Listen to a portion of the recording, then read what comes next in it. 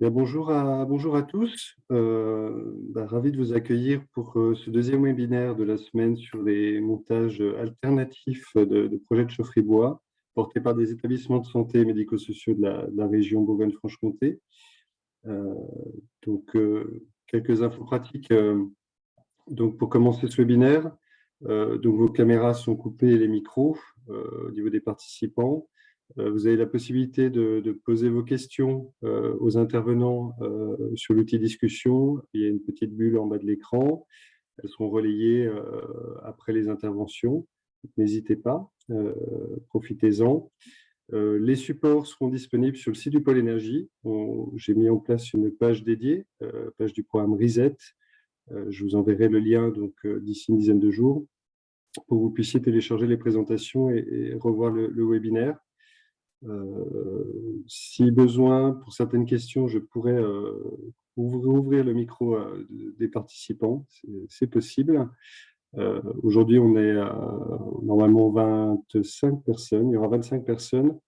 Une bonne partie d'établissements de santé médico-sociaux sont représentés dans ces 25 personnes et qui sont membres du programme Reset, du réseau Reset, j'en parlerai tout à l'heure.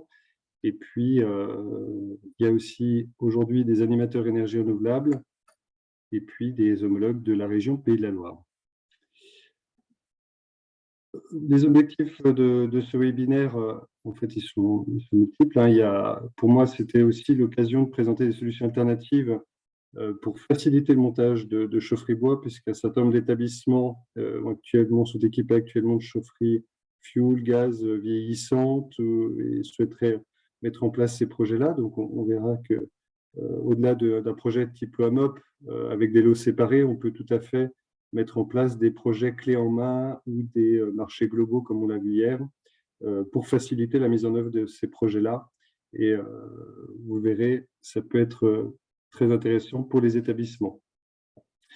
Ça permet aussi, ce webinaire, de mettre en avant donc, des réalisations portées par les établissements de santé médico-sociaux de notre région, et puis de mettre en avant aussi les acteurs professionnels qui interviennent pour accompagner ces projets-là et les développer. On aura aussi un point présentation par Patrick Aubert d'ADERA sur les dispositifs d'aide. Donc, les interlocuteurs aujourd'hui, Marie Godmet, qui est directrice de l'IME, qui se présentera, Patrick Aubert, animateur énergie renouvelable, et Chinal, président de la société Forest ENR, et donc j'assure aujourd'hui l'animation de ce temps de présentation et d'échange. Donc, je présenterai le programme Reset pour les établissements qui ne le connaissent pas encore. Ensuite, Patrick interviendra pour présenter l'association ADERA, ses missions et notamment le réseau des animateurs énergie renouvelable de Bourgogne-Franche-Comté et de l'appui qui peut être réalisé pour les établissements de santé médico-sociaux. Et ensuite, Madame Godmet présentera l'établissement, la jeunesse du projet, et puis ensuite, Eddy Chinal de la société Forest ENR présentera plus en détail le montage de ce projet, aussi bien sur les aspects techniques, économiques, et puis l'intérêt du financement citoyen. Et on reviendra ensuite après sur la partie exploitation, la vie du projet, qu'est-ce qui se passe, aussi bien au niveau de la société qui développe et qui exploite le projet, et pour l'établissement. Et puis un temps de questions-réponses de 10-15 minutes, donc on devrait terminer vers 15h15, 15h30 maximum. Le programme Reset, donc pour ceux qui ne connaissent pas encore, c'est un programme qui est à l'initiative de l'ARS et de l'ADEME. La Banque des Territoires a rejoint aussi le programme. Ça s'inscrit dans le cadre du plan régional santé-environnement. Et une des actions de ce plan régional qui s'est terminé fin d'année dernière, c'est l'amélioration du confort hygrothermique et de l'efficacité énergétique dans les établissements sanitaires et médico-sociaux. Donc, le programme Reset est issu de ce PRSE 3 et s'est mis en œuvre concrètement à mon arrivée au Pôle Énergie en septembre 2020, puisque ces partenaires se sont appuyés sur on va dire un opérateur régional, le Pôle Énergie, donc nous sommes un centre de ressources dédié à l'efficacité énergétique et la qualité environnementale des bâtiments. On fait partie d'un réseau national, le réseau des bâtiments durables. Et le pôle énergie est une régie autonome, donc on dépend de la région Bourgogne-Franche-Comté, et nos partenaires principaux sont l'ADEME et l'ARS. Vous pourrez en savoir un petit peu plus sur la structure, sur la présentation. Il y a un lien cliquable sur la plaquette. Donc, on a dans l'équipe, on est une douzaine d'agents. Et donc, la mission principale, c'est de mobiliser les professionnels du bâtiment et de les aider à développer des compétences sur les sujets que je viens d'évoquer. L'objectif du programme RESET, il a vocation d'informer et d'accompagner tous les établissements de santé médico-sociaux de la région. Il y en a 1200 en Bourgogne-Franche-Comté. Sur ces sujets-là, l'amélioration de l'efficacité énergétique des bâtiments et des équipements, la mise en place des énergies renouvelables, en lien aussi avec le réseau des animateurs énergies renouvelables, et puis traiter le confort hygrothermique et la qualité de l'air de ces bâtiments pour les occupants. On travaille sur ces sujets-là. Plusieurs actions sont proposées dans le cadre de ce programme. Un volet information, donc ce type de webinaire fait partie de l'offre de service pour les établissements. Puis aussi, ils seront prévus des visites de sites. En volet de conseil, puisque les établissements peuvent me contacter pour avoir des conseils sur leurs projets, sur la réglementation, sur le décret tertiaire, la mise en œuvre, et puis aussi sur les aides, puisque c'est souvent ce type de demande sur lesquelles je suis sollicité. Un volet formation qu'on va développer aussi très prochainement. Et puis, quand on parle de coacher, on expérimente actuellement auprès de 24 structures, 300 établissements de Bourgogne-Franche-Comté, une mission de conseil mutualisé, conseil en énergie partagée, adapté aux établissements sanitaires et médico-sociaux. Et dans le volet outillé, l'idée c'est de mettre aussi, d'aider les établissements à mettre en place des outils de suivi énergétique, et puis je dirais des outils type cahier des charges type, etc., liste de professionnels pour permettre d'avancer en toute autonomie sur les opérations. Ce réseau est ouvert à tous les établissements. J'ai mis en place, il y a peu moins d'un an, une liste de discussion régionale. Donc, le réseau permet justement, à travers cette liste de discussion, de recevoir et diffuser de l'info pour moi à destination des établissements sur les sujets du programme. Ça permet aussi aux établissements, s'ils le souhaitent, et je les encourage à le faire, de poser leurs questions par rapport à leur projet. Et souvent, les réponses se retrouvent dans le réseau, en fait. Des établissements ont déjà expérimenté des actions, ont des retours d'expérience, ont été parfois démarchés sur des offres d'économie d'énergie. Donc, ça permet aussi de discuter, de partager voilà, sur les projets et plus globalement sur ces enjeux et ces questions énergétiques.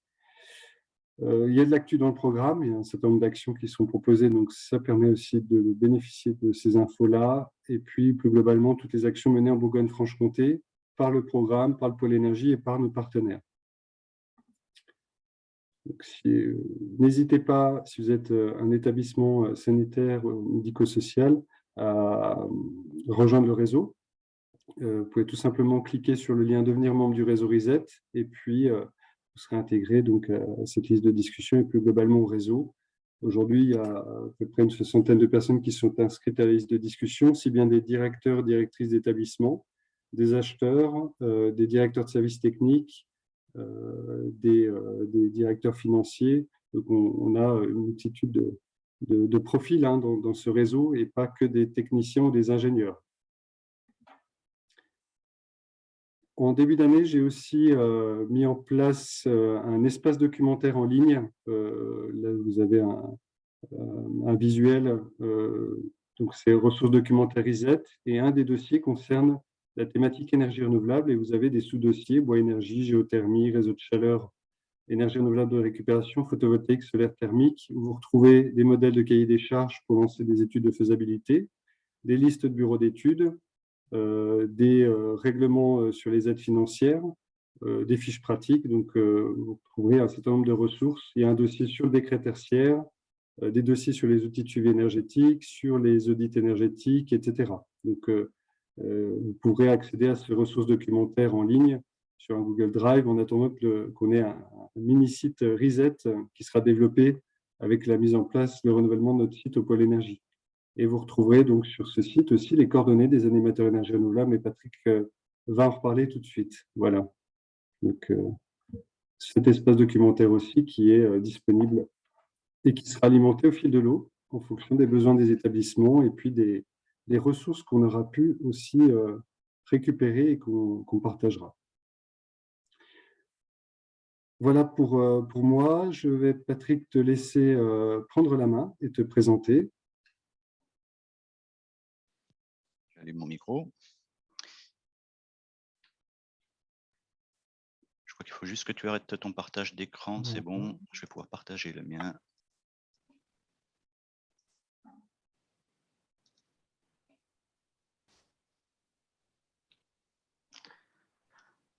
Donc bonjour à toutes et à tous, je vais donc me présenter, Patrick Aubert, je suis conseiller en énergie renouvelable et maîtrise de l'énergie pour l'association donc ADERA, c'est à Gourjon et en Haute-Saône. Donc j'ai accompagné l'IME de Membray sur son projet en fait de remplacement de système de chauffage dans le cadre donc de ma mission d'accompagnement. Donc dans cette présentation, je vais vous parler du réseau des animateurs énergie renouvelable en Bourgogne-Franche-Comté, donc des missions de l'animateur. Et enfin, je vais conclure par un tour d'horizon des aides, des financements, sans rentrer dans les détails. Donc l'ADEME Bourgogne-Franche-Comté, la région Bourgogne-Franche-Comté et l'Europe ont décidé en fait de mettre en place donc un réseau d'animateurs énergie renouvelable thermique sur la grande région Bourgogne-Franche-Comté afin de développer donc les projets d'énergie renouvelable thermique, donc que ce soit le bois énergie, le solaire thermique, la géothermie, avec un point particulier sur une priorité sur le bois énergie. Donc sur la carte que je vous présente à l'écran, c'est celle en fait qui sera dans le livret.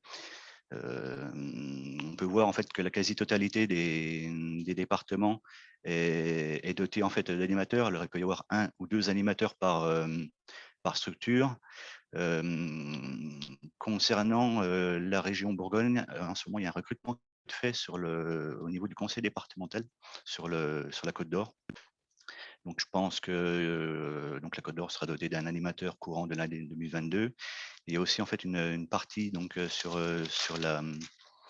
Lyon, alors qu'il n'y a pas d'animateur. Si je ne me trompe pas, je pourrais être corrigé en fait par la suite voilà. Mais n'hésitez pas si besoin de contacter donc les animateurs. Vous avez la liste donc sur la droite de l'écran, liste que vous retrouverez donc dans la plaquette qui a été présentée et qui sera partagée et qui est partagée par donc David au niveau du Google Drive. Voilà. Donc concernant les missions de l'animateur ENR, donc l'animateur en fait il intervient lui à partir du début du projet, hein, et il accompagne le maître d'ouvrage. Donc ça peut débuter par une étude d'opportunité, donc c'est une étude en fait qui est financée dans le cadre de la mission d'animation ENR. Donc l'étude en fait elle ne coûte rien au maître d'ouvrage, elle permet d'avoir une première idée sur la faisabilité technique et économique du projet. Si le projet est viable, donc et que le maître d'ouvrage décide de poursuivre son projet, donc l'animateur l'accompagnera sur la suite au travers de différentes missions qui sont par exemple l'aide à la rédaction des cahiers des charges de consultation, donc que ce soit les cahiers des charges pour les études de faisabilité ou pour l'assistance à maîtrise d'ouvrage. Donc l'animateur accompagne le maître d'ouvrage dans la rédaction de ces documents. L'accompagnement, donc, il peut être aussi au niveau des consultations lorsque donc, l'établissement consulte des professionnels pour faire les études, les études de faisabilité, par exemple. Donc, il y a une relecture qui peut être faite par l'animateur pour justement aider le maître d'ouvrage dans le choix du prestataire, ainsi que faire les demandes d'aide auprès des financeurs. L'animateur est là pour accompagner. Voilà. Ensuite, lorsque l'étude de faisabilité est lancé, donc là aussi, hein, vous avez donc l'animateur qui vous accompagne. En fait, vous vous êtes pas lâché, je dirais, au niveau du projet. L'animateur est là vraiment à chaque instant. Donc pour suivre les études,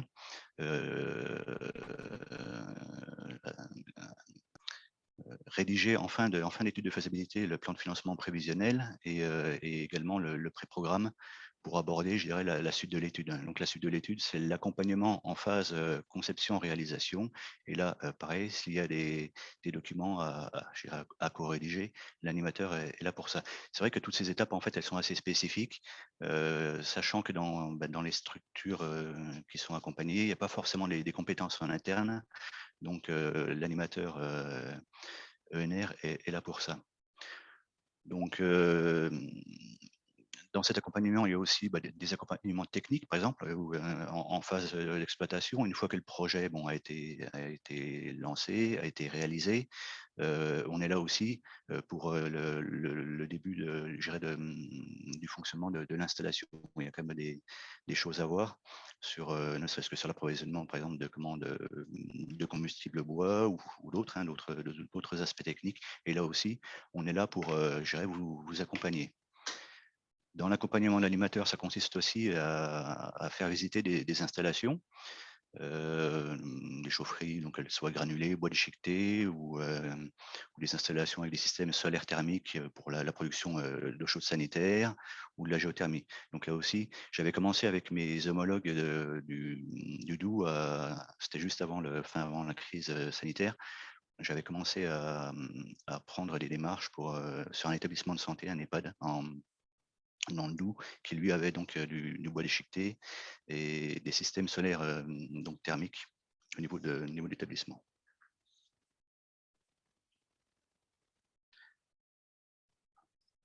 Donc j'en viens donc je vous ai dit que j'allais faire un tour d'horizon sur les aides et les financements. Je ne vais pas me faire rentrer dans les détails. Si vous voulez vraiment avoir des détails sur chacun de ces points, c'est en vous rapprochant de vos animateurs où vous aurez vraiment voilà, les aides vraiment allouées par rapport à la typicité des projets. Quoi qu'il en soit, au niveau des aides, il y a des aides au financement pour les études, donc études de faisabilité. Il y a des aides pour l'émission d'assistance à maîtrise d'ouvrage.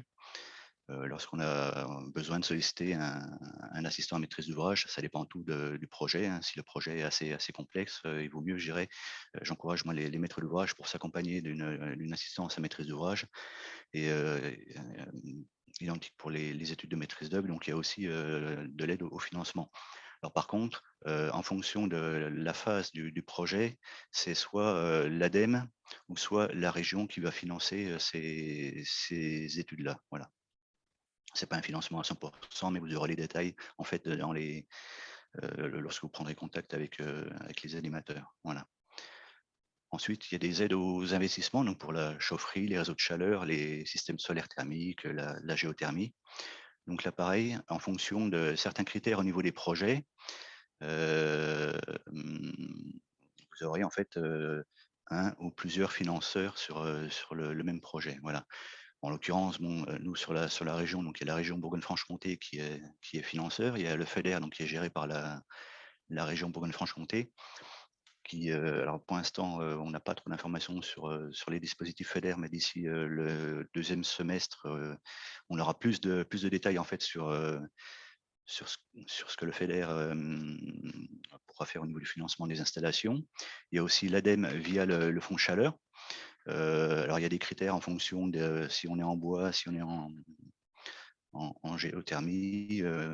Donc l'ADEME, elle intervient par rapport à des seuils en fait de production d'énergie annuelle. Voilà. Il y a aussi des acteurs départementaux. Alors je connais pas tout, les détails moi au niveau de chaque département. Je crois que certains départements interviennent aussi au niveau en tant que financeurs sur ces projets-là. Et enfin, je dirais ça c'est un peu la cerise sur le gâteau. Bon, c'est les certificats d'économie d'énergie. Bon, ça paye pas, je dirais, la moitié du projet, mais c'est un petit pécule supplémentaire qui permet des fois de faire en sorte que le projet, il soit un peu plus intéressant. Donc, j'en ai fini pour ma présentation. Bon, au début, j'étais parti sur une présentation de 5 minutes avec David. Donc, voilà, bon, j'ai, je pense, à peu près tout dit. Mais comme je vous le répète, si vous voulez avoir un peu plus d'informations sur l'ensemble de l'accompagnement avec les aides aussi, les détails au niveau des aides, donc je vous invite à vous rapprocher de vos animateurs respectifs qui vous feront donc le détail de tout ça. Voilà. Donc David, j'en ai fini pour Merci, la Patrick. présentation. J'étais un peu rapide, mais Ouais. bon, je pense que voilà, c'était. Et j'interviendrai peut-être à la fin s'il y a des questions posées pour peut-être préciser certains points. Oui, tout à fait. Dans les participants, Théo précise qu'il y a un animateur qui est embauché par le syndicat de l'énergie de Lyon. Donc, on aura sur ce D'accord. territoire-là aussi, du coup, un nouvel Donc ce sera intervenant. je dirais le grand chelem sur la région, parce qu'effectivement, oui, c'est. Non, mais tant mieux, mais bon, voilà, c'est au moins Plus de zone blanche. une Voilà. zone blanche, tout à fait, oui. Et puis, Olivier, qui est aussi animateur énergie renouvelable, précise que le département de Saône-et-Loire finance des projets ENR thermiques à hauteur de 10%, 30 000 euros maxi. Voilà. Théo Voilà. précise qu'il y a déjà un animateur depuis 2 ans. Alors, c'est vrai que moi, j'en connais un sur la Comcom de Puisay-Forterre, mais pas forcément sur les autres secteurs, donc, mais pas intégré au réseau. D'accord, OK. Bon, on pourra communiquer sur sur le dossier RISET, hein, sur les coordonnées de cet animateur. Ouais. S'il intervient Sachant aussi que, ouais. pour le médico-social et le sanitaire, qui est notre public, on va dire, aujourd'hui. Donc dans la plaquette, alors je ne sais pas parce que j'ai pas vu voilà, dans cette plaquette-là, vous aurez aussi des coordonnées d'autres acteurs sur le territoire. Hein. C'est pas uniquement les animateurs. Bon, la liste que je vous ai montrée donc sur le slide donc à l'écran, mais vous avez aussi des acteurs, enfin des coordonnées au niveau de la région, au niveau d'autres structures. Donc voilà, c'est vraiment un document qui est assez intéressant. Donc ne pas hésiter à le consulter. Très bien. Merci, Patrick. Je vais laisser la parole à Madame Godmet et à Eddy pour présenter le projet. Madame Godmet, je vous laisse présenter la structure, votre établissement, nous expliquer comment s'est passé ce projet-là. Bonjour à tous. Donc voilà, donc moi, Marie Godmet, je suis directrice d'un dispositif donc au Saunois médico-éducatif, donc qui accompagne à peu près 160 enfants et jeunes adultes sur le département de la Haute-Saône, sachant que la particularité de notre dispositif est d'accompagner des jeunes en situation de handicap, donc au titre de la déficience intellectuelle et troubles associés. Donc moi, je gère donc un dispositif qui est structuré en 3 sites principaux avec différentes modalités d'accueil, hein, puisque nous accompagnons des jeunes en milieu ordinaire, en internat, en accueil de jour, en accueil temporaire et en accueil séquentiel. Donc toute modalité d'accueil. Et puis donc parmi ces 3 sites, 2 proposent donc de l'hébergement. Avec une autorisation pour environ 60 lits répartis sur des lieux de vie. Donc, le site sur lequel je me trouve aujourd'hui est donc le site qui est basé donc à Membré, qui est pas loin de Dampierre-sur-Salon, qui est donc celui qui nous a beaucoup préoccupé au niveau du réseau de chaleur et où a été installée la chaufferie bois, qui tourne depuis 2 semaines. Donc ça, c'est la bonne nouvelle, puisque, comme je le disais avant que vous arriviez, nous avons chaud maintenant. Donc c'est plutôt pas mal. Voilà, donc ce site, en fait, est un très grand site, hein, puisque il est réparti sur 5 hectares. Et donc, moi, j'y suis arrivée depuis 2011 et je me suis très, très rapidement inquiétée de ce souci, oui, on peut le dire, de chaleur, puisque effectivement l'établissement est très très ancien, hein, avec une propriété qui a été acquise en 1947. Hein, je ne vais pas refaire toute l'histoire, et donc des multi-bâtiments qui se sont créés au fur et à mesure avec un réseau de chaleur qui a été ajouté donc en souterrain tout au long de ces années. Alors pour la petite histoire, j'ai recherché sur mes tableaux d'investissement d'immobilisation, je n'ai même pas retrouvé les investissements de réseau de chaleur. Donc, c'est vous dire à quel point le système était vétuste. Donc, ce qu'il s'est rapidement passé, c'est que, donc juste pour repréciser aussi, donc nous fonctionnions avec un contrat de maintenance bien géré, avec une assez bonne réactivité sur notre chaufferie centrale et effectivement exclusivement avec une énergie fossile, à savoir le fioul. Très rapidement, vous vous doutez bien qu'un réseau de chaleur qui a 40, 50 ans, parce que je n'ai vraiment pas pu le dater, hein, donc il est très ancien. On a rapidement eu des soucis de fuite souterraine, donc des bâtiments complets qui, à certains moments donnés, étaient obligés d'être vidangés, donc qui n'étaient plus chauffés. Et puis une chaufferie centrale avec des chaudières qui d'ailleurs appartenaient aux prestataires, hein, c'était assez particulier, donc qui tombaient en panne régulièrement et du coup des problèmes de chaleur et un réseau d'eau chaude sanitaire également branché sur cette chaufferie centrale. Donc effectivement, vous comprendrez que quand on a 40 enfants qui dorment sur un établissement et qu'il y a des pannes récurrentes, on n'est pas serein. Donc très rapidement, je me suis inquiétée de ce souci-là avec, avec plusieurs préoccupations, hein. Celle déjà d'avoir un outil performant et voilà, et des systèmes de réseau d'eau chaude sanitaire et de chaleur performants et qui fonctionnent. Mais également me dire cette cuve de fioul de 19 000 litres, oui, une cuve de fioul de 19 000 litres qu'on remplit régulièrement, j'avais un peu de mal. Et puis la dernière chose, c'est, vous le saurez certainement aussi, on est très seul. Enfin, moi, j'ai eu des grands moments de solitude à un moment donné où j'ai cherché des conseils pour trouver des idées pour améliorer ce système. Et vraiment une grande difficulté à trouver des infos claires. Donc là, c'était vraiment un vrai souci. Et puis également avoir ces achats de prestations qui étaient vraiment centralisés sur un seul fournisseur avec quelque chose d'énorme au niveau national et peu finalement de possibilités d'échanger, on va dire, d'humain à humain. Voilà, tous les soucis qu'on a rencontrés. Et puis également des vrais soucis d'hygiène, puisque on ne pouvait pas activer les montées en température sur les réseaux d'eau chaude sanitaire concernant la légionellose. Donc, on avait systématiquement des contrôles qui étaient négatifs. Voilà, donc ce qui s'est passé, c'est que je suis entrée en lien, c'est un projet qui est ancien, hein, puisque dès 2014, j'ai commencé à réfléchir à ce projet, et la première chose, c'était déjà de pouvoir avoir une étude de faisabilité et de voir quel type d'énergie était la plus adaptée à notre fonctionnement et à notre institution. Donc là, l'ADEME a financé une étude de faisabilité du projet. Donc, on a pu monter cette demande de financement et bénéficier de cette étude pour voir quel type d'énergie et surtout étudier si la pose du réseau de chaleur était utile ou pas.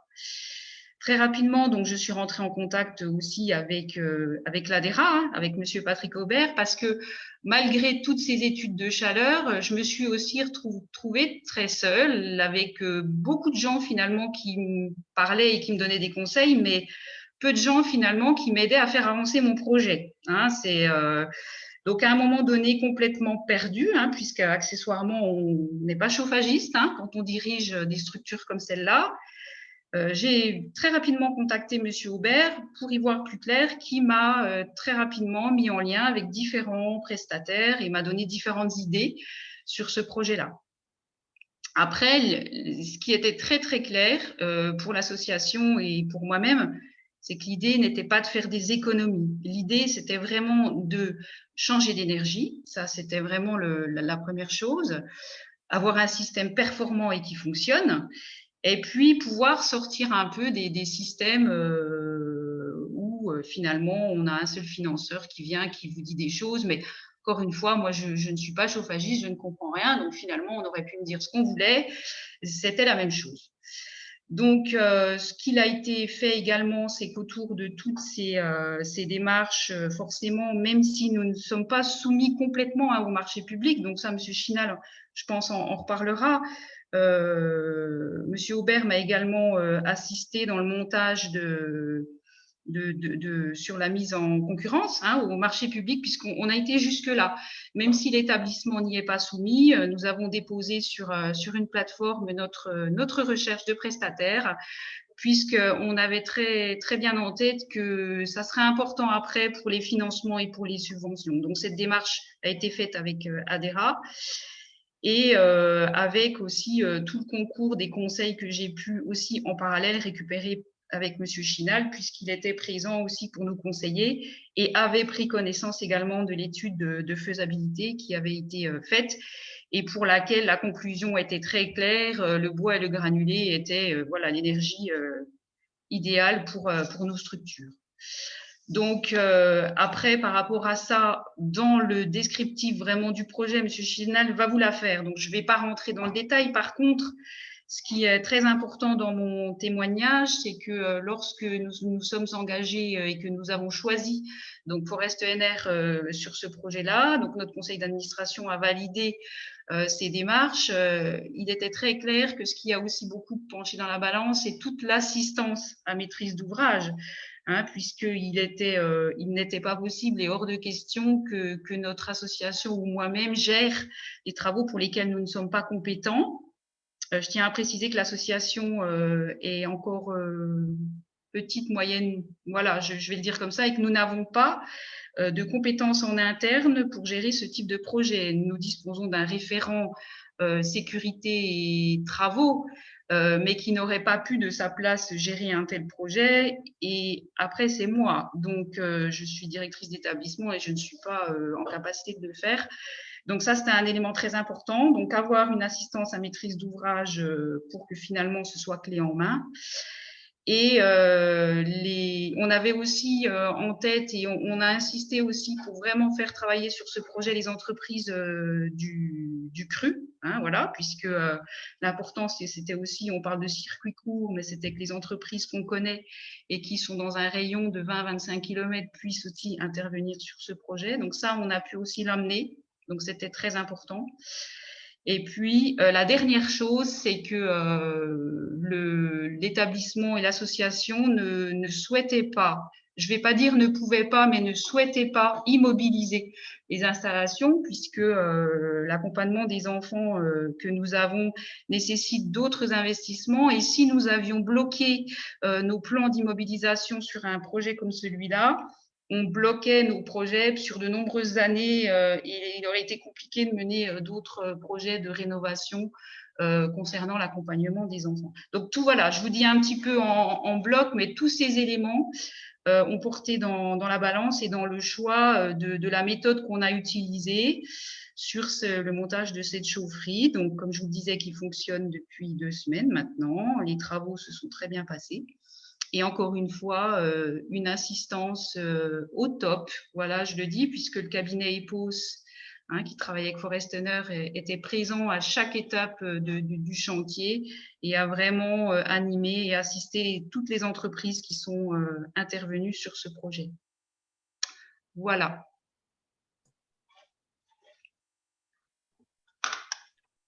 Merci pour ces éléments de contexte, cette intro. Très... je vais prendre la suite. Donc, je me présente, je suis Eddy Chinal de la société Forest ENR et qui a donc mené ce projet avec et pour l'IME. Donc, je vais vous partager mon écran. Voilà, pour que vous puissiez voir ce support. Alors, est-ce que c'est bon pour vous arrivez bien à voir? Ça va? Est-ce que tu peux te mettre en mode présentation, Eddy? Ouais, il faut que j'arrive juste à faire ça impeccable. Ok, c'est ce que j'essaye de faire. Il y a un petit truc là qui me refait comme tout à l'heure. Excusez-moi, il y en a pour 2 secondes. Ok. Alors là, pareil, on est en mode présentateur, tu sais, et pas. Alors, je ne sais pas si tu es encore sur un double écran. Ok, c'est ce que j'essaye de faire. Il a peut-être je vais faire ça en parallèle que je parle. Donc, l'objectif, il va être à la fois de vous présenter la société Forest-NR pour bien comprendre la démarche et puis ensuite le projet en lui-même. Donc, Forest-NR est une société qui a été créée il y a un peu plus de 4 ans. Et la vocation de Forest-NR, c'est d'apporter de la chaleur. Elle est double. En tout cas, je dis souvent, on a 2 jambes. Un premier sujet, c'est d'apporter de la chaleur clé en main, donc en portant la conception, la réalisation, le financement et l'exploitation de longue durée, de 15 à 20 ans, c'est-à-dire de prendre en totalité en charge, donc sur des projets bois-énergie avec ou sans réseau de chaleur. Et l'autre volet, c'est de réaliser cela dans le cadre d'une gouvernance partagée avec du financement et de la gouvernance citoyenne. Et cette gouvernance partagée, elle inclut l'acheteur de la chaleur. Et la façon dont je le présente toujours, c'est qu'on amène un certain nombre de compétences, de moyens, mais l'idée est de faire ensemble.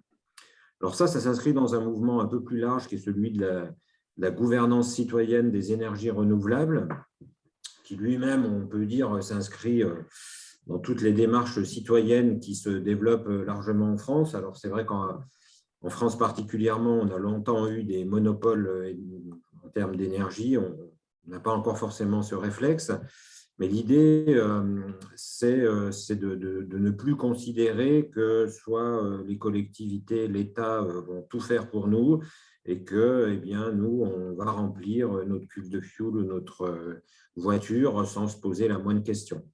Donc, il y a de plus en plus de particuliers qui souhaitent s'impliquer dans la transition énergétique, notamment parce qu'ils considèrent que les choses, au regard de la gravité de la situation, ne vont pas forcément assez vite, et qu'il y a aussi de plus en plus de personnes qui souhaitent donner un peu de sens à leur argent. Et là, on rejoint aussi les dynamiques qui sont vraiment croissantes de finances éthiques.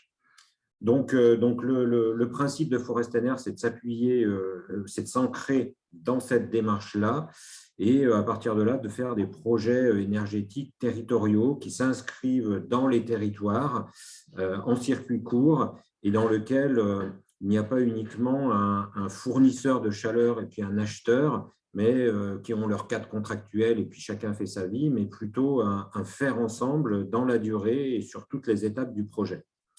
Donc nous, pour faire cela, eh bien, cette société, moi je la définis souvent comme un outil public-privé citoyen, puisque vous voyez là un peu le capital de Forest-NR, comment il est constitué. Eddy, on ne voit pas très très bien, excuse-moi. Est-ce que tu arriverais à le mettre en mode diapo ou je peux éventuellement le partager, mais c'est moins pratique parce qu'il faudra je réessaye à que nouveau. tu me guides. Ouais, parce qu'on ne voit pas bien les chiffres. Alors, je vais essayer autre chose, excusez-moi, je suis désolé pour ce petit. Hop.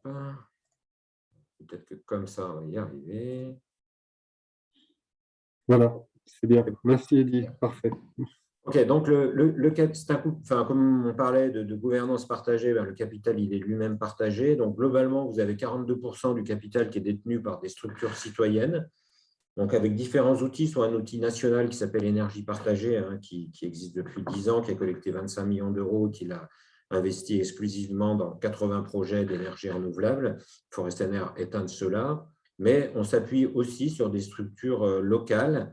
Donc, il y a un certain nombre de territoires qui ont des centrales villageoises qui travaillent plutôt sur du photovoltaïque et qui, avec nous, travaillent aussi sur de la chaleur renouvelable. Bon, il y en a autour de Grenoble, autour de la Haute-Savoie, et puis en Bourgogne-Franche-Comté, il y a la Fruitière à énergie.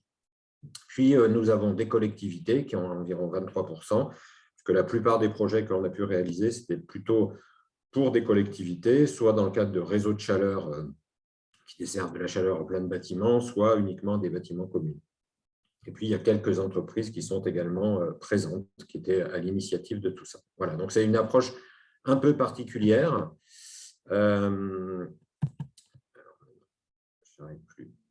Donc, très rapidement, les projets qu'on a pu faire. Alors, nous, on est sur des gammes de projets de petite, moyenne puissance qui vont en gros de 200 à 2000 MWh par an. Et la moyenne de ce qu'on a fait se situe aux alentours des 700-800 MWh. Donc, voilà, à Quai en Chartreuse, c'est vraiment un tout petit village de quelques centaines d'habitants et on a 4 bâtiments communaux la mairie, la salle des fêtes, la cure, la maison d'association. Sur Sassenage, là, qui est plutôt périurbain, on a un ensemble avec une piscine, des gymnases et bâtiments communaux, ou alors juste école et gymnase. Une concession sur Vars, sur un certain nombre de bâtiments qui distribuent 1100 MWh par an. En 2021, en fourniture de chaleur, enfin, on a eu aussi un petit réseau de chaleur qui là dessert à Notre-Dame-des-Lausiers un EHPAD qui est de loin le principal abonné. Là, on a, et puis donc l'IME de Membray dont je vais parler, et on est également délégataire d'un réseau de chaleur à côté d'Annemasse. Donc voilà, c'est un petit peu notre activité. Globalement, fin 2021, on a 7 chaufferies qui tournent, enfin début 2022, et tout ça, ça représente 5000 MWh par an. Et l'objectif sur, on va dire, les Deux-Savoie, l'Isère et certains départements de Bourgogne-Franche-Comté, c'est de réaliser environ 3-4 projets par an. Voilà, donc c'est 1650 tonnes de plaquettes qui ont un rayon d'approvisionnement de 40 km. On va y revenir, ça c'est un point vraiment important pour nous. Alors, ça c'était un peu qui on est. Et puis, donc, comme voilà, l'a déjà dit Madame Godmet, l'idée là, c'est de parler plus particulièrement du projet de la réalisation de l'IME de Membray. Donc, il y avait une réflexion ancienne, des études de faisabilité qui ont été réalisées. Et alors, on intervient souvent dans ce contexte-là. Il y a déjà eu en amont sur des études d'opportunité, sur des études de faisabilité qui concluent à l'intérêt du projet et sa faisabilité technique, économique, mais qui butent sur soit une difficulté économique de montage de projet, de porter cette réalisation qui, comme tout projet d'énergie renouvelable, nécessite un investissement un peu conséquent. Et donc là, on était dans ce cadre-là, une vraie volonté, un accompagnement de l'ADERA dont il faut vraiment souligner la continuité et la très grande qualité. Et donc, voilà, la volonté de se dire, bon, comme l'a dit Madame Godmet, comment on fait pour avancer. Donc, nous, on s'est rencontrés à ce moment-là en se disant, voilà ce qu'on peut vous proposer. On peut vous proposer de prendre, j'allais dire, tout en main, mais en faisant ensemble. Donc, la première étape, on a refait l'étude de faisabilité, j'allais dire pour nous, pour voir ce projet, comment nous on l'appréhendait, qu'est-ce qu'on avait à proposer. On a présenté ça à l'IME, on a encore un peu avancé ensemble sur des solutions techniques et le déroulé, voilà, vous voyez, c'est allé assez vite parce qu'on s'est rencontrés en juin 2020. Présenter cette étude, travailler sur des pistes en septembre, la décision dans la foulée de l'IME en octobre de se dire ok, on y va. Donc, ça aurait pu être un contrat privé entre deux structures privées. Bon, pour des raisons que je vais écourter, voilà, il nous a été demandé, conseillé, enfin plus que demandé que conseillé, que la collectivité, enfin que l'IME lance une consultation, ce qui a été fait. Donc bon, tout ça, ça prend quand même du temps à l'ADERA, à d'autres, à tout le monde, à l'IME. Bon, un petit aparté qui, in fine, s'est avéré totalement inutile, mais enfin, cela est un autre débat sur lequel, enfin, si j'en parle, c'est que voilà, il faut parfois prendre un peu du recul, enfin, en l'occurrence, l'IME avait besoin d'être chauffé vite et la transition énergétique, ça urge aussi. Donc passer des mois et des mois à monter des dossiers qui, in fine, ne servent absolument à rien, bon, je pense qu'on peut parfois faire un peu plus vite. Mais enfin, donc in fine, un contrat est signé en décembre et à partir de là, malgré le Covid qui n'a pas aidé les choses, l'installation a été mise en service fin janvier, début février. Alors, sachant qu'entre-temps, il y a eu un permis de construire qui a été déposé, donc ça fait à peu près un mois pour le finaliser, ce dossier de permis de construire, 4 mois 2 mois pour l'instruire, puis 2 mois de recours au tiers. Et donc ça fait que les travaux ont pu commencer. Puis c'était aussi une exigence dans l'été, enfin à la fin de la saison de chauffe, plutôt dans l'été, puisque, on va le voir, il s'agissait d'enlever des installations et d'en mettre d'autres à la place, et tout ça devait se réaliser au maximum pendant la période qui n'est pas chauffée. Alors, le contrat, qu'est-ce qu'il y a là-dedans? Donc, c'est un contrat de fourniture de chaleur clé en main. Et donc, il fixe tout d'abord des exigences performantielles. Donc là, l'IME avait, et on y avait réfléchi ensemble, défini la zone où la chaufferie devait être installée, la chaufferie bois, avec une volonté d'interagir le moins possible sur le fonctionnement du site, compte tenu de sa spécificité. Il fixait également, bien sûr, les quantités de chaleur à fournir par bâtiment et au global. Pour ça, l'IME s'était basé sur le suivi énergétique qui est fait depuis plusieurs années. Puis, il fixait des objectifs énergétiques, taux de couverture bois, rendement des chaudières bois, du réseau de chaleur, un niveau d'émissions particulières qui est en lien avec ce que les structures qui financent demandent.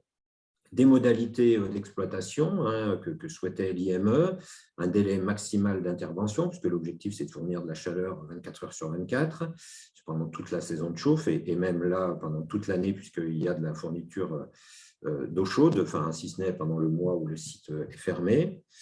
Ce contrat, il indique ce qui est mis à disposition, donc il y a une parcelle qui a été définie. Et donc, dans le contrat, ça vaut un peu bail à construire, ou en tout cas autorisation d'occuper ce domaine privé. Et puis, on va le voir dans les solutions techniques, le local chaufferie fuel actuel, qui était, vous le verrez sur quelques photos, très très grand, je ne sais plus, il doit faire 50 ou 60 mètres carrés environ.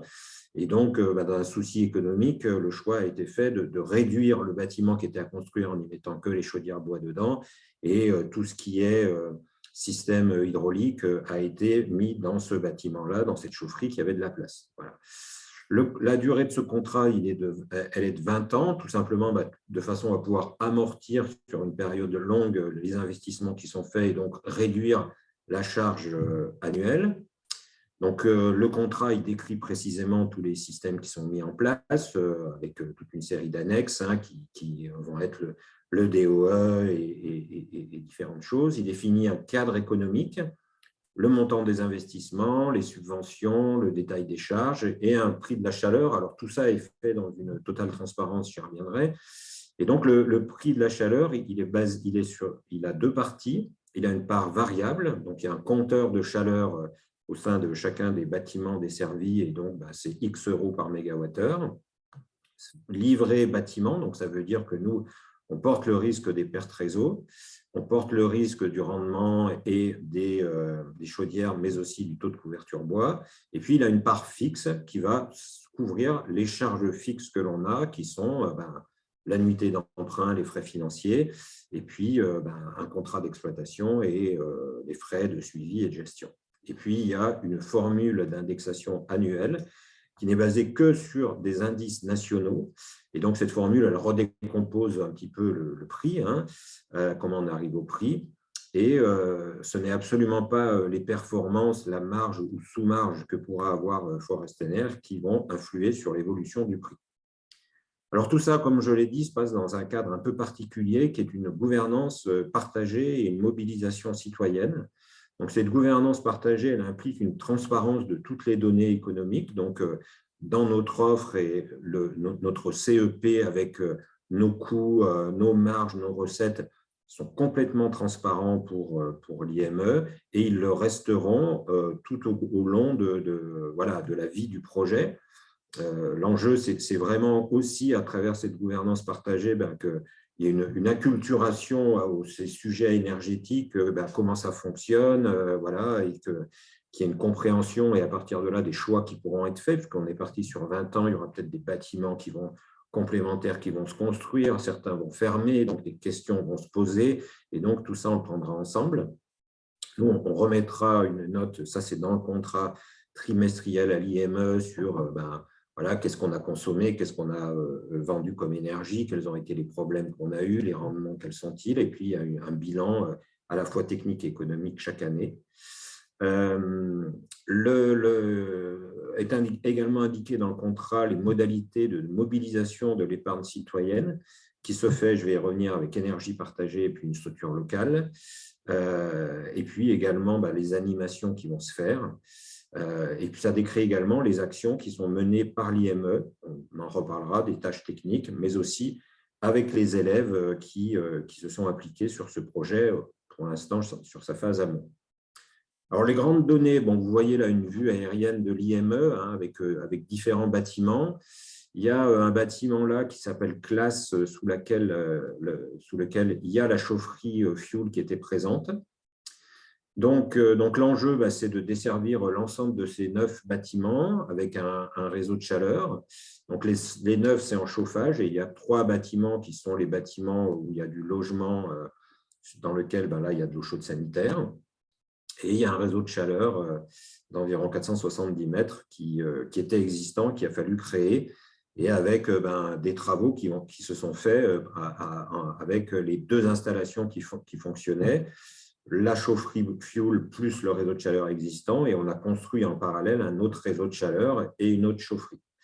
Donc le choix qui a été fait, ça a été de construire un bâtiment chaufferie bois qui se situe ici. Donc là, on voit qu'il y a une voie, une route ici sur le côté. L'enjeu, ça a été de pouvoir faire nos livraisons sans que ça interagisse sur le fonctionnement. Il y a un grillage tout autour de tout ça. Et donc, ce bâtiment, il a un silo aérien, des décileurs à pales, vous verrez après des données techniques, qui fait à peu près 120 mètres cubes, ce qui permet d'avoir une autonomie d'environ une dizaine de jours, donc une trémie de vidage. Et puis essentiellement, on a 2 chaudières bois, donc Argasner, de 200 kg, qui sont dimensionnées pour assurer 100% des besoins. Il y a une liaison hydraulique qui va jusqu'à la chaufferie principale, dans lequel on a mis l'hydroaccumulation et tous les départs réseau, et enfin tout ce qui allait avec tout ça. A été fait le choix de garder pour l'instant une chaudière fuel en secours. On en avait besoin lors des travaux, et on jugera comme elle était là si elle a besoin de rester là ou pas. Voilà. Donc ça, c'était un peu de ce cours au départ. Madame Godmet a largement insisté sur ce volet garantir la fourniture de chaleur, et donc il y a un secours qui existait, qui a été gardé. Voilà. Néanmoins, le principe, c'est de fonctionner 100% au bois énergie. Le bois énergie, c'est de la plaquette forestière. Voilà, alors en gros, ça ressemble à ça. Enfin, même pas qu'en gros. Donc voilà, là, vous voyez le bâtiment avec donc une partie haute qui est le silo, voilà. Donc, et puis la partie plus basse, c'est la chaufferie dans laquelle il y a 2 chaudières bois que vous voyez. Vous voyez une vue en coupe pour ceux qui sont un peu techniques, 2 décileurs. Donc on a une trémie qui se situe juste à côté de la chaufferie, là, du silo, qui se lève, dans lequel les camions viennent vider. Donc ce sont des camions de plaquettes forestières avec des volumes d'ébène de 30 à 50 mètres cubes.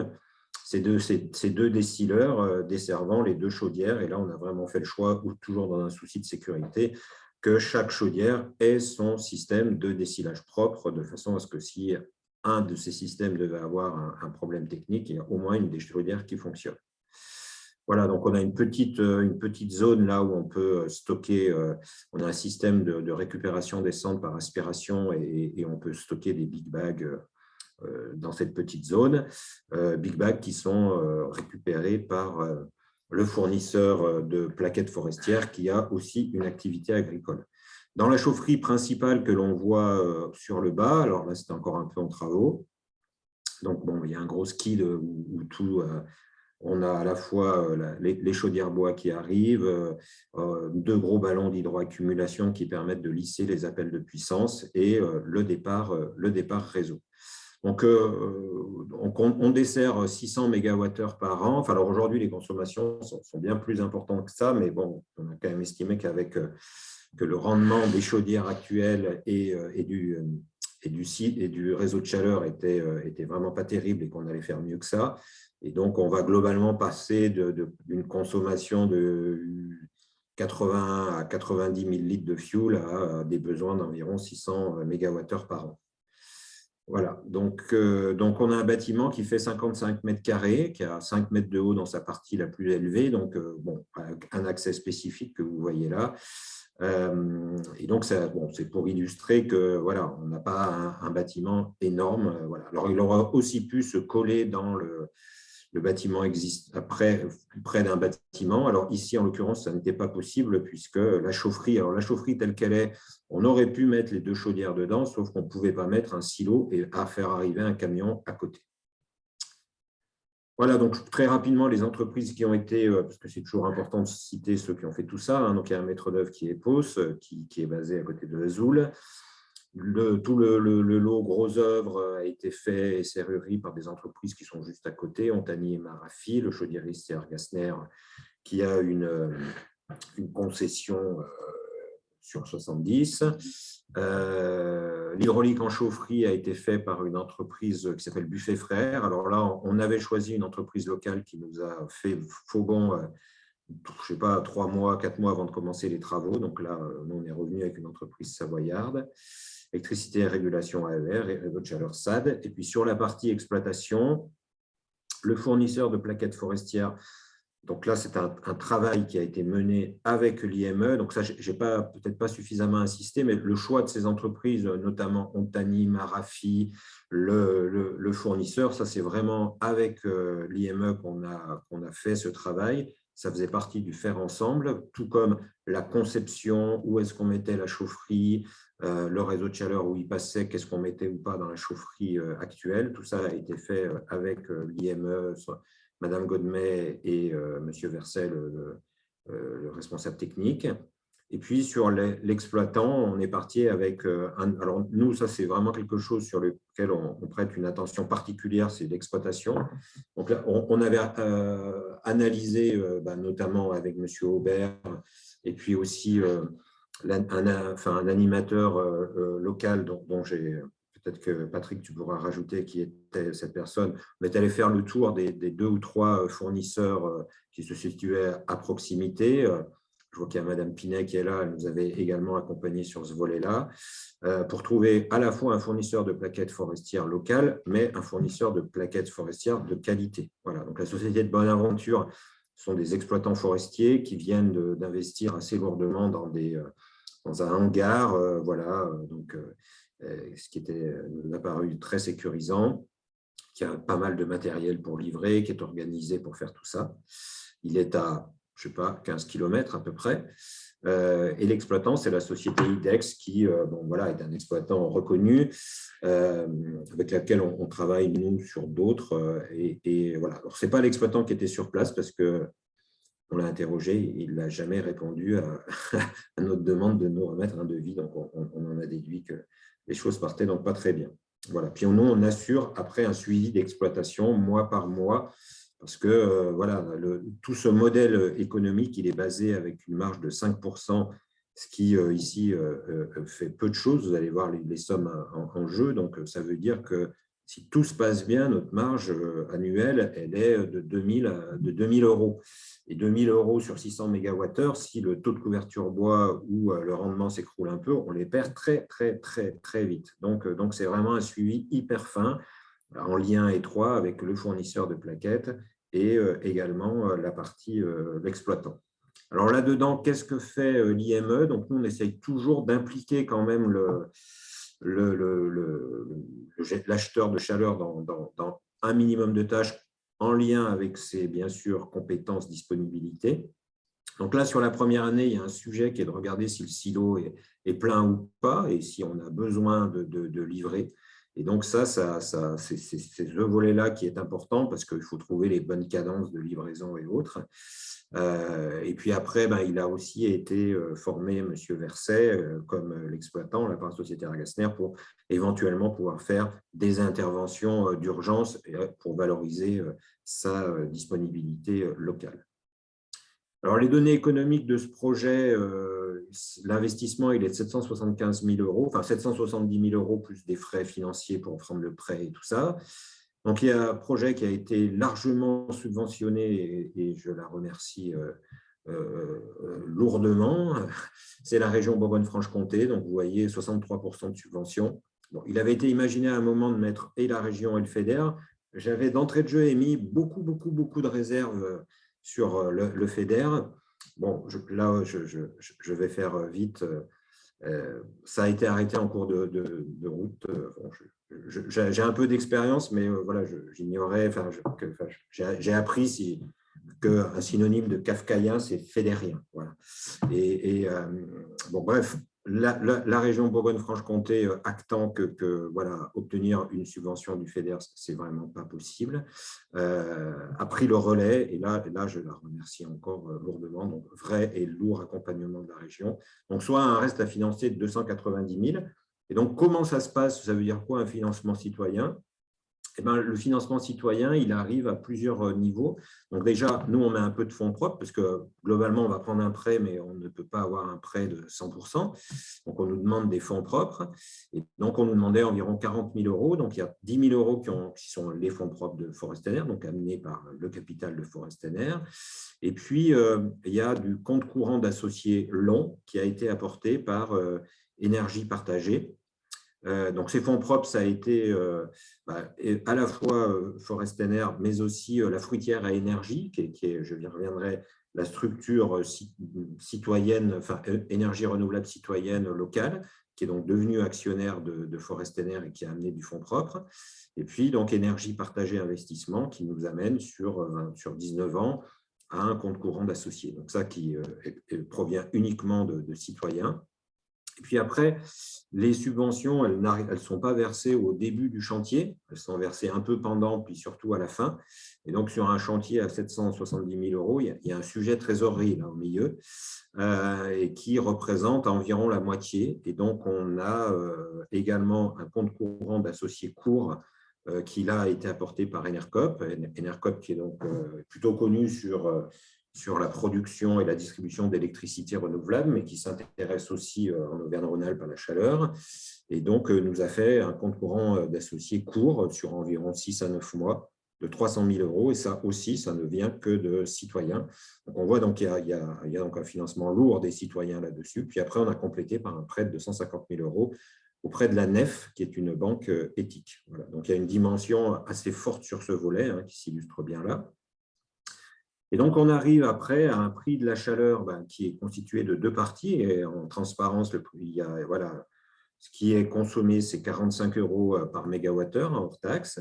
Il y a une partie fixe qui couvre tous les investissements, alors qui sont quand même, les investissements puis l'exploitation, qui sont conséquents, mais voilà, il faut bien avoir en tête qu'il y avait un réseau de chaleur à refaire et que dans chacune des sous-stations, dans chacun des bâtiments, il n'y avait pas de sous-station.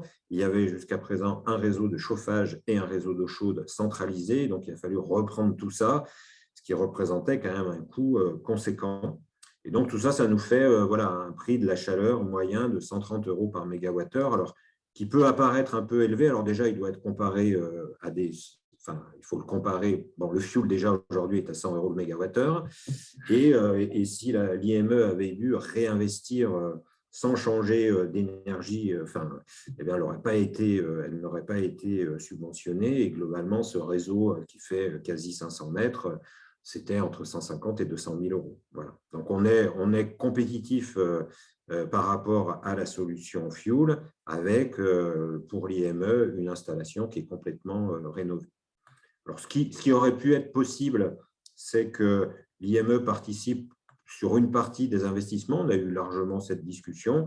On a plutôt conseillé à l'IME de mobiliser son argent pour continuer le travail que l'IME mène depuis plusieurs années d'amélioration de la performance énergétique du bâti, puisque on voit bien qu'on a, nous, on a un peu sous-dimensionné les chaudières bois avec une grosse hydroaccumulation pour un peu anticiper aussi ce travail qui est en cours de rénovation des bâtiments qui se fait petit à petit, comme c'est souvent le cas, de façon à ne pas se retrouver avec des installations surdimensionnées. Après, on a 2 chaudières bois qui permettent aussi de rester toujours dans des bonnes plages de fonctionnement. L'autre point, c'est que les élèves se sont impliqués dans ce projet avec l'équipe enseignante. Et là aussi, voilà, nous, c'est vraiment en phase avec le type de projet qu'on veut faire. Mais voilà, ça, vous voyez, vous découvrez en avant-première ce qu'il va y avoir sur la chaufferie de l'établissement. Enfin, voilà. Et donc là encore, l'ADERA s'est impliqué. Donc voilà, c'est une belle chaîne humaine, tout ça, et voilà, qui présente un peu le fonctionnement de tout ça. Voilà. Donc voilà le projet qui a été mis en place. Donc un projet qui a permis de passer de 100% d'énergie fossile à quasiment 100% d'énergie renouvelable en circuit court. Donc on réduit les émissions de gaz à effet de serre de 90%. Et pour l'IME, c'est une solution clé en main qui a permis le passage à l'acte. Et c'est vraiment ça la vocation de Forest Energy, c'est de permettre le passage à l'acte quand les choses bloquent, avec cette dimension citoyenne et qui permet aussi, et je pense que Madame Godmet pourra compléter, mais d'amener aussi voilà, un regard différent sur ce type d'établissement, lui permet de s'ouvrir parce que voilà, la fruitière et énergie, qui est la structure citoyenne locale, elle fait plutôt du photovoltaïque. Alors, elle était venue voir, il se trouve que ce n'est pas possible techniquement sur le site d'implanter des panneaux photovoltaïques, mais il y a ces actionnaires qui, certains sont déjà venus, ils vont revenir voir cette chaufferie, puis cette chaufferie, elle va être visitée, et au-delà de la chaufferie, c'est aussi un établissement un peu particulier voilà, qui est mis en avant et qui est visité. Voilà ce que je pouvais dire, et je suis ouvert aux différentes questions. Alors oui, il y a une question sur le raccordement des habitations voisines. Est-ce que ça aurait été possible techniquement, juridiquement? Alors, juridiquement, oui, parce que in fine, en fait, c'est un projet privé, donc on fait ce qu'on veut. Alors, ça n'a pas, il se trouve qu'il n'y a pas grand monde à côté, là. Voilà. Donc, ça aurait pu être le cas, mais ce site, comme c'est souvent le cas, ne se trouve pas en plein milieu du village avec plein de bâtiments autour. Il n'y en avait pas, et on sait bien que sur un réseau de chaleur, pour pouvoir aller raccorder, ne serait-ce qu'une mairie, parce que la mairie, on pourrait dire elle n'est pas très loin, mais elle est quand même à 200 mètres, je pense. Et pour un réseau de chaleur, 200 mètres pour aller desservir une mairie qui est sur un petit village comme Membray, une maison, évidemment que ce n'est pas du tout possible, quoi. Et les maisons, elles sont aussi trop loin, quoi. Mais ça aurait été possible, ouais. Une question d'Olivier sur au bout de 20 ans, qu'est-ce qui se passe au niveau de la restitution, concession, enfin voilà, si tu peux. Alors là, ouais, c'est ce qui est prévu, c'est que les biens reviennent. Enfin, au bout de 20 ans, l'IME, elle aura deux possibilités. Soit elle reprend tout en main. Nous, globalement, tout est amorti sur 20 ans. Et j'insiste lourdement sur cette totale transparence économique. Et donc, au bout de 20 ans, tout est amorti et donc tout vaut zéro. Voilà. Donc l'IME pourra reprendre ça, selon les moyens. Voilà. Donc, au bout de 20 ans, le bâtiment de la chaufferie et le réseau de chaleur, eux, ils seront encore en bon état. Ce qui pourra être changé, ce sont les deux chaudières. Enfin, la durée de vie d'une chaudière, c'est environ 20 ans. Et donc, néanmoins, l'investissement, les deux chaudières, ça représente 30% au maximum de l'investissement global. Donc, il y a une grosse partie qui sera là et qui pourra encore refonctionner pour un tour. Et donc, en tout cas, elle le reprend. Nous, on n'est plus là au bout de 20 ans. Après, peut-être qu'on se repassera un contrat pour changer les chaudières et autres, mais voilà, je ne suis pas sûr que Madame Godmet et moi-même soyons les personnes qui seront autour de la table pour signer ça. Mais on verra. Madame Godmet, je ne sais pas si vous avez éventuellement un avis ou par rapport à d'autres établissements qui sont là aujourd'hui sur ce volet justement exploitation, l'intérêt d'être passé par cette formule-là, si éventuellement… Oui, comme je le disais en introduction, l'idée c'était vraiment d'avoir un service clé en main et finalement l'idée de, même s'il y a une part fixe importante, hein, vous l'avez compris, mais l'idée de pouvoir acheter de la chaleur finalement clé en main et d'avoir un service de qualité, des installations neuves et ne plus avoir ce souci de gestion qui est omniprésent quand on a des structures avec de l'hébergement, c'est une vraie plus-value. C'est une vraie plus-value et aussi effectivement notre établissement embarque les jeunes qui l'accompagnent dans toute démarche éco-citoyenne. Hein, donc, on travaille depuis déjà pas mal d'années sur tout ce qui est tri des matières, tri des matériaux, recyclerie, et puis tous ces gestes du quotidien qui permettent effectivement de penser à l'environnement. Donc, c'était tout naturel. Je veux dire, on ne pouvait pas, enfin, on ne pouvait pas, voilà, aller sur des choses, des rénovations de l'existant qui n'auraient pas été dans une bonne démarche. Et puis vraiment l'idée de, comme l'a dit Monsieur Chinal, à un moment donné, moi j'étais prête à passer le cap depuis déjà 5 ans, hein, mais je pense que je n'avais pas forcément eu les bons interlocuteurs en face de moi. Et l'apport effectivement de Forestener, c'est de permettre de franchir effectivement le cap. Et juste pour la petite histoire, il était vraiment temps, hein, puisqu'au mois de décembre, tout est tombé en panne. Et comme j'ai pu expliquer aux entreprises qui étaient encore là, hein, je suis allée les voir en leur disant dépêchez-vous, faites quelque chose. Voilà, je n'ai plus de chauffage dans l'établissement. Et voilà, on a réussi à bricoler, ça a tenu jusqu'à, mais il était vraiment temps. Donc finalement, ça a été très compliqué pour moi pendant 10 ans, parce que pendant 10 ans, j'ai pas été beaucoup entendue et beaucoup accompagnée. Donc, c'est franchement un vrai soulagement, un vrai soulagement. Et comme je le disais en introduction, l'accompagnement est très, très important. Et puis, le conseil, le conseil. Voilà. Et puis après, sur l'exploitation, il est vrai qu'on a cette sécurité d'avoir des interventions dans un délai de 3 heures. S'il y a le moindre souci, on a cette possibilité de suivre à notre niveau, mais sur des choses qui sont largement faisables, hein, changer des bacs à cendres, vérifier le niveau de plaquettes. Voilà, ça c'est des choses qu'on peut faire. Donc je trouve que c'est vraiment important et vraiment sécurisant pour un établissement comme le nôtre.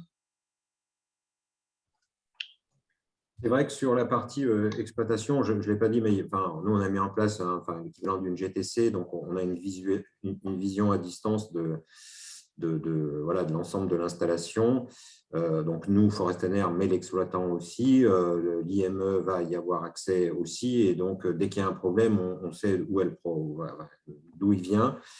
Et c'est vrai que nous, le contrat qu'on a passé avec IDEX, c'est s'il y a rupture de fourniture de chaleur, ils doivent être sur place en 3 heures. Voilà. Ce qui, sur un réseau de chaleur, devrait, compte tenu de l'inertie et du ballon d'hydroaccumulation et du réseau de chaleur, devrait quasi pas, en tout cas, se faire ressentir, quoi. C'est vrai que ça, pour l'IME, il y a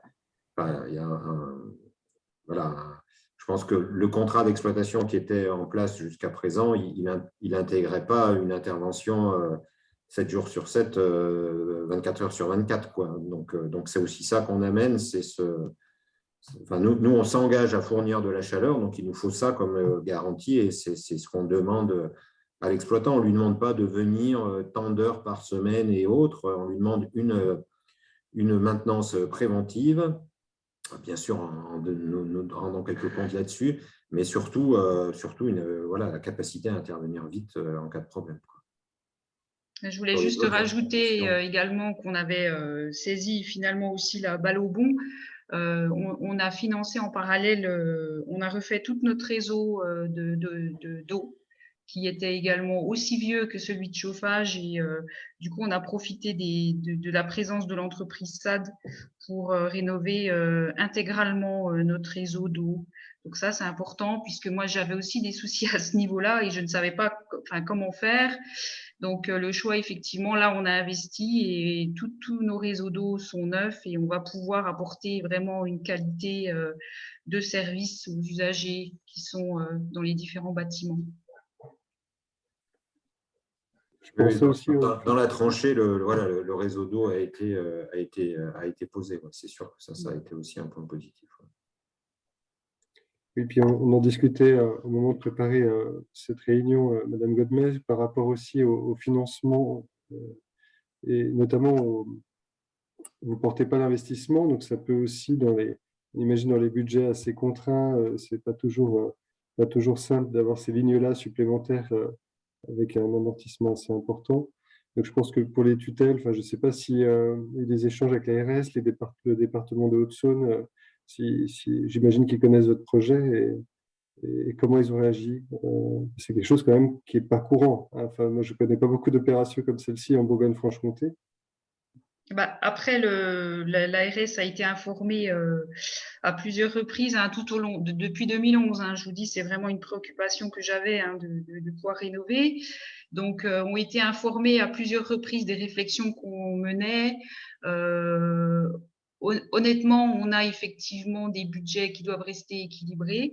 Par contre, comme toutes les structures médico-sociales, on a des plans pluriannuels d'investissement et des plans globaux de financement qui sont arrêtés assez précisément au niveau des agences régionales de santé.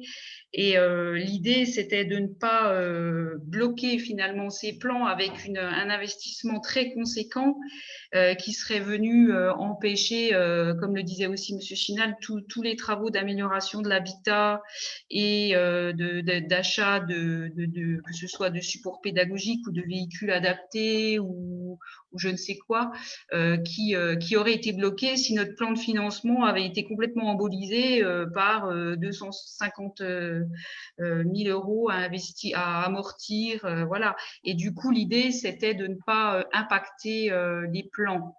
Après, l'Agence régionale de santé nous a laissé gérer. Donc, effectivement, on a une part fixe qui viendra impacter nos groupes 3 de fonctionnement et puis une part variable sur nos charges d'exploitation.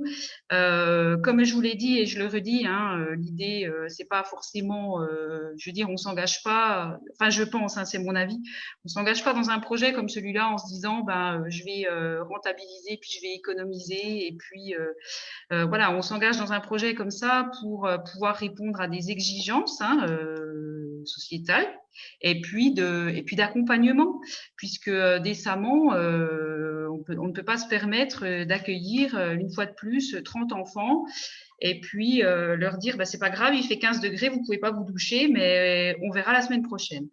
Donc voilà, l'idée c'est pas d'économiser, c'est vraiment de faire une installation qui tient la route et puis pour laquelle l'établissement n'a pas un souci permanent de surveillance et avant c'est nous qu'appelions le prestataire. Vite, dépêchez-vous, la chaudière ne marche plus, qu'est-ce qu'on fait? Voilà, enfin, il y avait vraiment ce souci permanent d'être en lien avec les exploitants, que nous aurons, mais beaucoup moins, beaucoup moins. Il y a une question d'un établissement sur la prestation d'AMO Forestener. Je ne sais pas si, Eddy, tu as vu la question. Oui, j'ai vu la question. En fait, nous, on n'est pas l'AMO, puisqu'on est la structure qui porte tout. Et il se trouve qu'on a, on a aussi joué ce rôle d'accompagnement, d'avancer ensemble avec l'IME. Et oui, tout l'accompagnement fait partie de la prestation. Après, c'est vrai qu'aussi, on n'en a pas parlé, mais pour l'IME, elle n'a pas. Alors, Madame Godmez, il se trouve que sur notre petite aventure fédérienne, elle a quand même été un peu sollicitée également, mais bon, elle n'a pas eu. C'est Forestener qui dépose les demandes de subvention, qui les perçoit et tout ça. Et bon, c'est aussi quelque chose en moins de rentrer dans toute cette mécanique de financement. Ce sujet trésorerie dont je parlais, qui, certes, il y a des subventions, mais elles arrivent un peu plus tard. Et sur un projet à 770 000, il faut sortir 770 000 à un moment ou à un autre. Quoi. Voilà. Donc, il y avait à peu près 500 000 euros à trouver. Et ça aussi, pour des établissements, il faut aussi tenir compte de ça. Même pour des collectivités, ça peut être vite une autre des difficultés. Quoi. Alors non, les subventions, le siège social de Forestener n'est pas en Bourgogne-Franche-Comté, mais en Auvergne-Rhône-Alpes. Et c'est le projet qui attribue les subventions et pas… voilà. Enfin, si il y a dans le monde des opérateurs énergétiques, nous on est quelques-uns, il y en a une dizaine en France, des équivalents Forestener, avec des opérateurs plus territoriaux ou citoyens. Mais on est dans un monde où vous avez 3 opérateurs qui ont 99% du marché, dont le siège social n'est pas dans le département dans tous les départements de France, quoi. Voilà, donc le siège social de Engie ou d'Alkia, quand ils font un réseau de chaleur de Besançon ou je ne sais quoi, n'est pas sur le département. Donc non, ça, et c'est bien heureux, non, ça n'a pas aucun lien avec la subvention. C'est le projet qui, lui, évidemment, doit être en Bourgogne-Franche-Comté. Question plus au niveau de compte courant associé, Fruitière Énergie, sur la rémunération du coup de ces… on n'est pas sur des actionnaires, on est sur des prêteurs finalement. Hein, alors, un compte courant d'associé, il ne peut être fait que par un actionnaire. Et le compte courant d'associé long, il est à 4%, et les comptes courants d'associé court à 2%. Donc 4%, ça permet à ces structures citoyennes, en enlevant un peu leurs petites charges internes, même si elles sont ultra optimisées, de pouvoir proposer aux citoyens qui ont mis un peu d'argent là-dedans une rentabilité d'environ 2,5%. Voilà. Ce qui, jusqu'à il n'y a pas longtemps, était gigantesque par rapport à un livret A, mais bon, ça évolue. Voilà. Donc, globalement, les gens qui mettent ce n'est pas des dons, hein, les personnes qui placent leur argent. Hein, bon, globalement, dans toutes ces structures à énergie partagée, je crois que la moyenne, elle tourne aux alentours des 2 000 €. Donc, ce n'est pas des personnes qui ont vidé leur livret A pour ça. Alors après, il y a toutes sortes de personnes. Il y en a qui ont mis 100 €, puis d'autres qui ont mis 100 000. Mais bon, voilà, c'est la société française qui est ainsi faite. Mais donc, ils mettent un peu de leur épargne et voilà, ils en attendent à minima le livret A et un petit peu plus si c'est possible. Mais au-delà de ça, c'est surtout du sens voilà, c'est de se dire à mon argent, je sais où il va. Voilà, c'est sur une centrale villageoise, enfin plutôt une société citoyenne qui est sur l'agglomération grenobloise.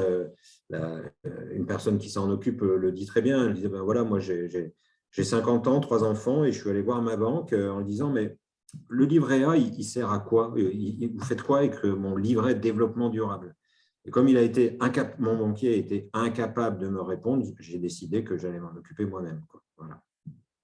Les livrets de développement durable et tout ce genre de placement, il y a au mieux 10% qui va effectivement sur des projets du type dont on est en train de parler. Voilà. Ça permet d'avoir ce label. Voilà, ça donne un ordre d'idée de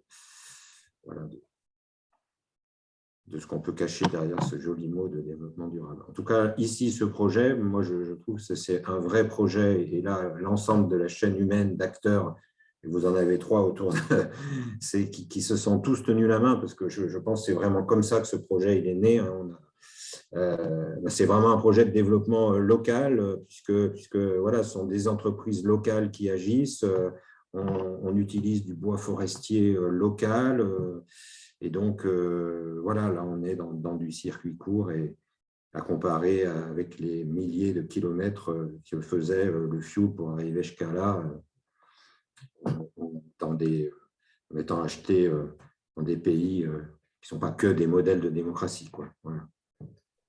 Je rappelle toujours que voilà, les gens du GIEC, ils n'ont pas eu, qui sont tous des éminents scientifiques, ils n'ont pas eu le prix Nobel de physique ou de mathématiques, mais de la paix. Et là, on construit aussi la paix, voilà. En achetant du bois, parce que voilà, quand on fait ces réunions annuelles, moi, à différents endroits, il y a le fournisseur de bois et je dis, voilà, monsieur Bonaz, il est là, voilà, vous l'avez devant vous, voilà, c'est lui qui fabrique le bois et voilà, quand vous remplissez votre cube de fuel, ça ne se passe pas exactement comme ça, quoi. Voilà. Donc ça, c'est aussi voilà, de la proximité, de l'économie locale concrète. Et c'est de la transition énergétique également concrète. Et ensemble, on peut faire ça. Voilà. Je trouve que ce projet il montre bien aussi qu'avec de la volonté, parce qu'il y en a eu, voilà, on y arrive. Voilà. Et on y arrive assez vite, puisqu'il nous a fallu, entre la première fois où on s'est vu, il a fallu 18 mois pour que ça tourne, quoi. Voilà, donc ça aussi, c'est possible. Un projet énergie renouvelable, ça ne met pas forcément 10 ans à se faire, quoi. Voilà. Il y en a d'autres où, en 12 mois, c'était fait. Voilà. C'est entre 12 et 18 mois. Voilà. On vient, sachant parce qu'il y a déjà eu un travail préalable souvent qui a été fait, une étude de préfaisabilité, voire de faisabilité, qui a permis de se dire, oui, il y a un projet qui est faisable là. Voilà. Et à juste titre, vous a été présenté tout le réseau des animateurs bois énergie, dont il faut souligner et saluer le travail, voilà, qui sont là pour faire ça. Donc n'hésitez pas, si vous êtes des gestionnaires de sites de type IME ou autre, voilà, à solliciter ces acteurs qui font un travail de service public, hein, parce qu'ils interviennent gratuitement. Et c'est quand même une sacrée chance. Et à partir de là, l'exemple qu'on vous a montré, parce que M. Aubert, il a un rôle central si ce projet il existe, on y est arrivé ensemble. Voilà. Le but, c'était de mettre en relation, voilà, des structures qui avaient la même façon de penser, la même philosophie. C'est vrai que le projet de Mabré était très exemplaire là-dessus, et il a vraiment un sens. Bon. Oui, je crois qu'on est tous fiers de ce projet. Ça fait du bien aussi de faire des projets dont on est fier. Voilà. En tout cas, pour moi, c'est un projet qui me touche beaucoup. Oui, un commentaire d'Olivier, une remarque. Ce projet était relativement rapide. Ce sera certainement plus long pour un porteur de projet public. Franchement, je ne pense pas forcément. Voilà. Voilà. Après, voilà, Madame Godemeux vous l'a dit, il y avait une volonté de faire aussi, quoi. Voilà. Et quand la volonté elle est là, après, ça va assez vite. Hein. Voilà. Donc, ce qui peut prendre du temps, c'est de mûrir cette volonté. Et là le moins qu'on puisse dire, c'est qu'elle était présente. Voilà. Oui, après, je me permets de rebondir. C'est vrai que, comme je vous l'ai dit, hein, moi, ça faisait 9-10 ans hein, que j'étais en préoccupation avec ça et que je cherchais à comprendre où je pouvais aller. Donc, oui, j'étais prête. Donc, c'est vrai qu'il a fallu également que je puisse défendre ce projet hein, devant notre conseil d'administration. Puisque moi, mon choix était fait. Malheureusement, c'est pas moi qui décide. Donc, voilà, moi, j'ai pu aussi m'appuyer sur des synthèses que m'a fourni Eddy pour pouvoir effectivement amener cette idée au conseil d'administration et leur expliquer quel était l'intérêt. Et notre président a signé. À partir du moment où notre président a signé, effectivement, oui, ça a été rapide, oui, je trouve. Mais après, effectivement, on a aussi connu des moments de solitude hein, sur nos dossiers. Hein, je ne reviendrai pas dessus, où effectivement, il ne faut pas lâcher. Hein, donc, il fallait envoyer des documents. Et on n'attend pas une semaine, on les renvoie le lendemain. Et puis, je pense que si tout le monde fait ce qu'il faut, on peut arriver assez rapidement à voir le bout. Très bien. Écoutez, je vous remercie. Il est bientôt 15h30. Je crois que ce projet, j'espère en tout cas, permettra à d'autres établissements éventuellement d'envisager ce portage-là. C'est bien d'avoir eu des témoignages des différents acteurs et du maître d'ouvrage hein, de l'IME. C'était vraiment très intéressant. Dans les supports qui seront présentés, il y aura bien sûr les coordonnées de Patrick, de Marie, d'Eddy, les miennes aussi. Donc, on a d'autres projets aussi plus globaux portés par l'hôpital de Châlons à la Guiche. On pourra en parler aussi. Le gestionnaire des flux est par ici aujourd'hui. Donc, on aura l'occasion aussi de présenter ces autres projets. Je suis certain qu'on retrouvera ces projets d'énergie citoyenne, à mon avis, un peu partout d'ici quelques années. Voilà. Mais merci en tout cas pour votre travail et puis pour ce beau projet. Et puis, je vous souhaite une bonne continuation. Voilà. Mais à très vite. Hein. N'hésitez pas à nous recontacter. Merci. Merci, au revoir. Merci à tous.